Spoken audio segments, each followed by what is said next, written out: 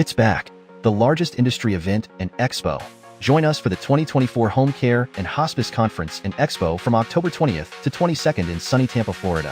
From clinicians to nurses to administrators to C-suite, this conference has something for everyone. Expect interactive and engaging sessions led by industry pros that will challenge your thinking and ignite your imagination.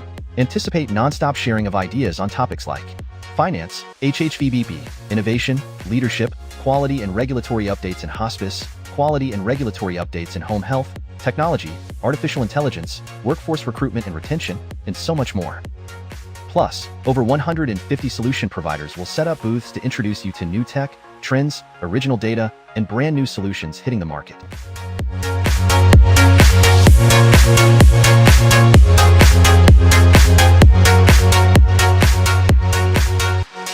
Are you an in-home care provider and you're trying to provide care inside of a contaminated house? Find out more on today's episode. Today I'm going to talk about the in-home outpatient rehabilitation system gap. Over the years, providing cleaning services for patients in the residential sector, I discovered that there was a gap in the in-home outpatient recovery system. The gap was actually the house. So here's what's been going on. A person may be sick in their home for years or sick in their home for months, and they're shut in. No one's talking to them because they're not maybe socializing them much. Maybe their relatives are out of state, or maybe they have no children who are close by. The neighbors haven't checked on them. The house is becoming a toxic trap. Traditionally, what happens is they're taken to a hospital environment and there's governance over that environment in terms of germ control, dust count, and the doctors are required to scrub in. They basically will oversee the cleanliness and healthiness of that environment. Now, when that patient is discharged from the hospital, they're going right back into a contaminated home, and there's no governance over your private home. I'll give you an example.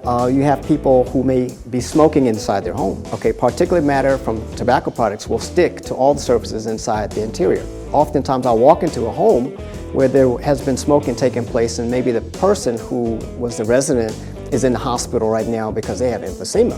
And what would happen is I would get a call from the family and they would say, well, we know we can't send him back to that home the way it is because it's going to kill him right away. So this is a problem with the healthcare recovery system because it puts a burden on everyone actually. The house puts a burden on the patient's recovery, it puts a burden on the caregiver. It also puts a burden on the hospital because when that person gets lung infections because they have particulate matter dust all throughout their house, and now it's in their blood, it's in their lungs, and now they're going back to the emergency room. And so what you have is this back and forth to and from the hospital, and it's directly related to the contamination that they're ingesting in their own home. And that's basically where I come in. I'm actually the gap closer. I've talked to one caregiver in the early stages of my involvement with the recovery process where one of the nurses was caring for one of my clients whose husband actually suffered from a stroke. And because they were my clients before he had the stroke, I was able to maintain that house in a healthy condition. So when the nurse came in, she complimented the house. And so one of the things I like to point out to the caregivers that they can do when they go to evaluate a home that they're going to work in, take a look around and look up. Look up, look down, look under the bed. If the client's bed has dust under the bed, then guess what? The home is contaminated. That means the dust has been there long enough to accumulate under the bed. And if you look up into the ceiling, you look into the light fixtures and you see sometimes the lights are mounted on the ceiling and you'll see it collected with dust. That means that the air pollution in that home has risen to the ceiling often as enough times that now it has now accumulated in the light fixture. The other thing that I advise nurses to do is just walk over to the wall and lean your shoulder onto the wall. Put your head next to the wall and just look down the wall. And what you'll see, what you may find, is you may find dust particles that are actually stuck to the wall. Okay, so if the particles are sticking to the wall, that means there's something going on inside that space that is not going to be good for human habitation.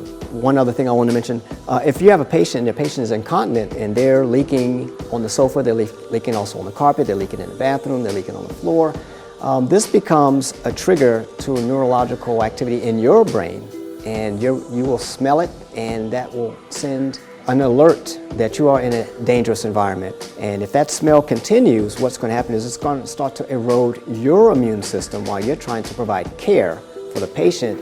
You are now subject to the harshness of the environment, and it's going to reduce your focus, it's going to reduce your morality, and it's going to make it very difficult for you to provide the top of the notch care.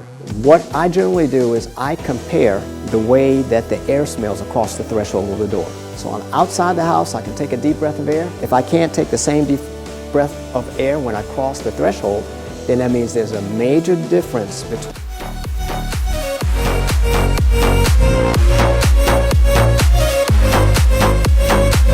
Be the first to get there for deal-making, product demos, and free education.